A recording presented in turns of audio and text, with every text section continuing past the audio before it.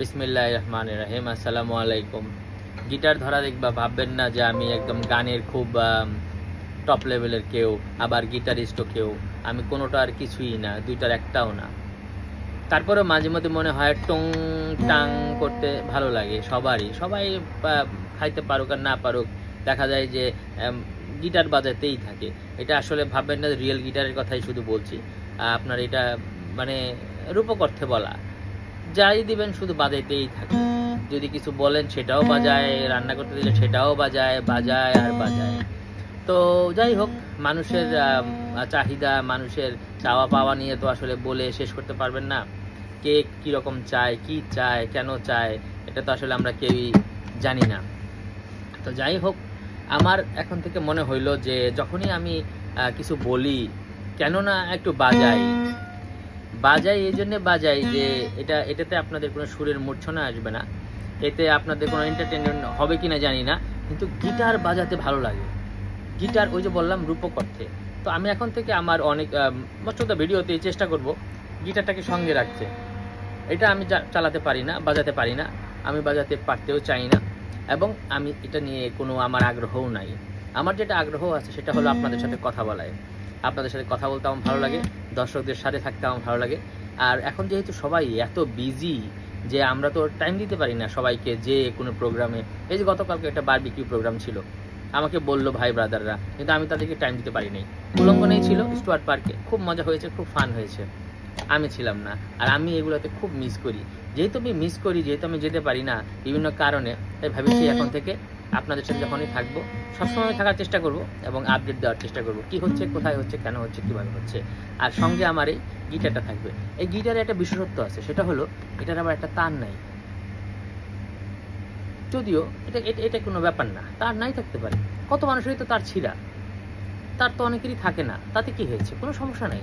অনেকে দেখবেন ফেসবুকে উল্টাপাল্টা কথা বলে, কারণ কি তার তো তার ছিঁড়া, বাট বাজে, কিন্তু বাজে সব রকমই বাজানো যায়, তবলাও বাজানো যায়। আমি সেটাতেও এক্সপার্ট না, আমি জানি হয় কি কয় না হয় এগুলো আমি জানি, কারণ বন্ধু বান্ধব বাজায়, তারা খুব ভালো বাজায়। আমি ভালো বাদক হতে চাই না, আমি চাই এই গিটারটাই বাজাতে যার আবার একটা তার ছিঁড়া আছে। এরকম ছিঁড়া তার থাকলে অনেক সময় বাজনা ভালোও বাজে, আওয়াজ তো করে খুব সুন্দর। দেখুন আওয়াজে কোনো প্রবলেম নাই।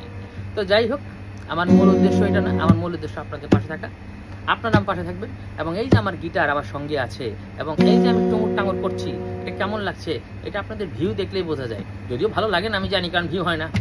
তো যাই হোক, এটা আসলে এটাও কোনো ব্যাপার না, যে কয়জন হয় যা হয় তাতে আলহামদুলিল্লাহ। কেউ যদি দেখেও কোনো বা সারা শব্দ না দেন তাতে কোনো সমস্যা নেই, বাট কমেন্ট করলে ভালো লাগে। এই অনেকে ভালো কমেন্ট করে, বেশিরভাগ লোকই ভালো কমেন্ট করে, খুব মানুষই কম মানুষই মানে ফেসবুকে খারাপ কিছু লেখে। আর লিখে কি হবে, আর খারাপ কি বলবে, খারাপের কি হলো ভাই, খারাপের তো কিছু নাই।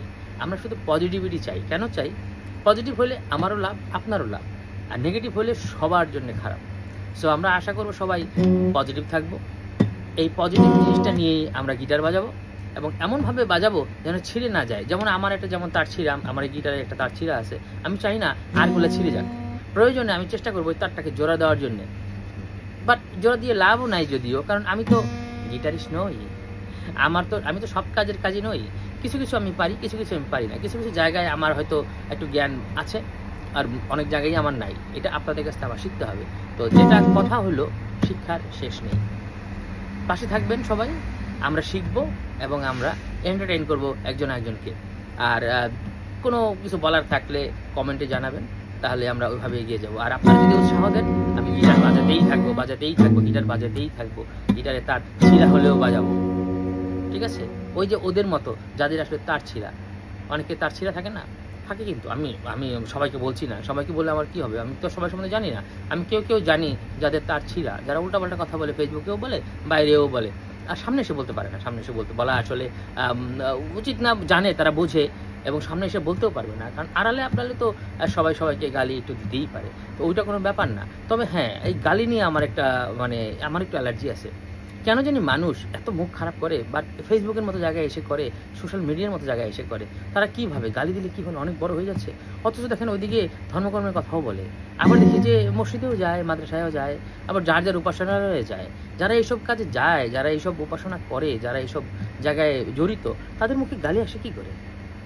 আমার তো মনে হয় তাদের একটু করে ভালো করে ব্রাশ করা উচিত। সকালবেলা উঠে তারা মনে হয় ব্রাশ টাশ ঠিক মতো করে না।